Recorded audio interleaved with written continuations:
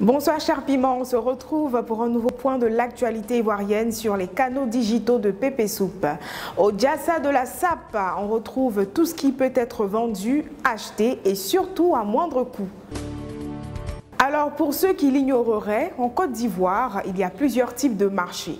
Il y a le marché, on va dire, normal où l'on vend des produits vivriers, du poisson, de la viande. Et il y a un autre marché qu'on appelle le Diassa. C'est un marché, sinon un espace de vente de vêtements, chaussures, téléphones, appareils électroménagers et autres, proposés à des prix très abordables. Il faut noter que les marchandises que proposent les commerçants du Diassa sont généralement de seconde main. Direction Boaké, où nous avons été intéressés par le Diassa de la SAP. S'il y a l'homme dans Boaké là qui dit non que lui ne connaît pas ce Diassa là quoi, c'est qu'il n'est pas Boaké. Non, il n'est pas Boaké. Tous les jeunes frais que vous voyez qui attrapent les petites filles là, c'est ici, ils s'habillent. Donc c'est dans ça, non? On est tombé sur eux. En plus, c'était en pleine négociation. Hein. Vous mettez ça.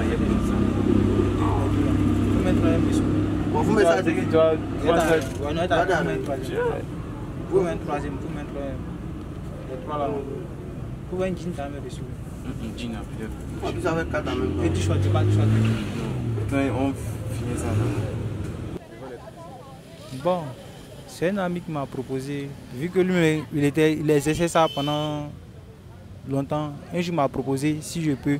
J'ai dit oui, je peux. J'ai dit bon, il va me mettre en contact avec quelqu'un. Bon, c'est là que ça a commencé. C'est le Diassa qui est là.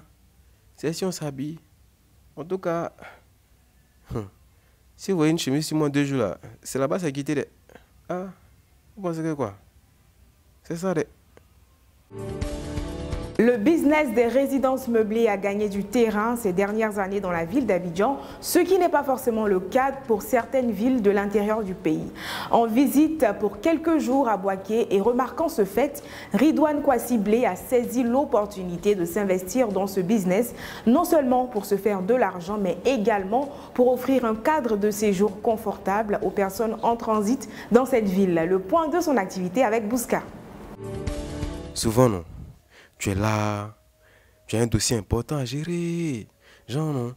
Un oui, non. Hein, où tu as besoin de calme, de tranquillité, de concentration. Mais quand tu es à la maison, les enfants, et surtout madame, en tout cas, quand tu vas façon le coin soyez là, c'est mieux, tu vas aller dans une résidence meublée. Résidence meublée là, ça c'est le business de Ridouane Kouassiblé. On est allé le rencontrer pour vous. 1 an et demi. 1 an et demi. Parce qu'en fait, je suis venu à Boaké. Je voulais moi-même dormir dans une résidence. J'ai eu à chercher et tout. J'ai pas eu. J'ai vu qu'il n'y avait pas ça à Boaké pour faire. En gros, il n'y avait pas ça. Donc c'est ce qui m'a motivé à faire ça. Il y a des clients qui font beaucoup de bruit, qui créent des problèmes avec le voisinage. Parce que mine de rien, les résidences, il y a des voisins. Voilà, il y a des voisins. Donc ça crée assez de problèmes. Le bruit. Quand les gens viennent, ils veulent faire des anniversaires, on refuse, ils disent qu'ils ne vont pas faire d'anniversaire, ils viennent à 2, après on voit qu'ils sont 10. Donc, il y a ces problèmes-là qu'on rencontre. La jeunesse de Boaké en tade. Ils ont compris que les choses n'allaient pas se faire tout seul. En tout cas, c'est un peu, manioc devient attiqué. En Côte d'Ivoire, il y a un adage qui dit que même quand c'est dur, seuls les durs avancent. En tant que bon Ivoirien, Yamego Edouard l'a si bien compris qu'il ne s'est pas découragé devant les difficultés rencontrées au cours de l'exercice de son activité.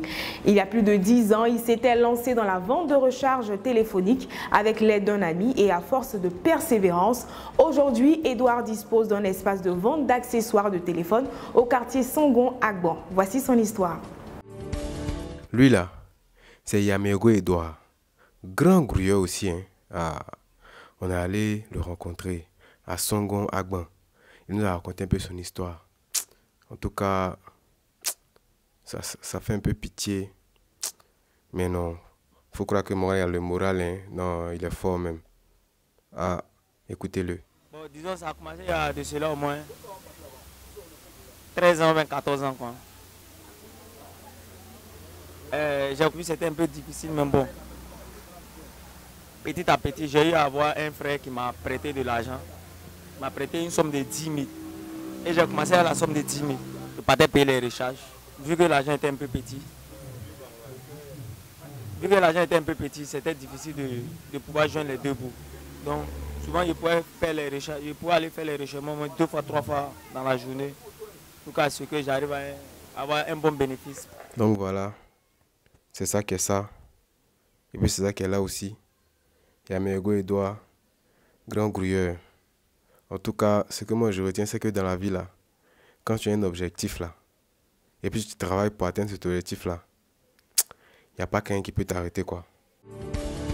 Cette information met un point final à notre journal. À demain pour terminer la semaine en beauté sur Pépé Soupe.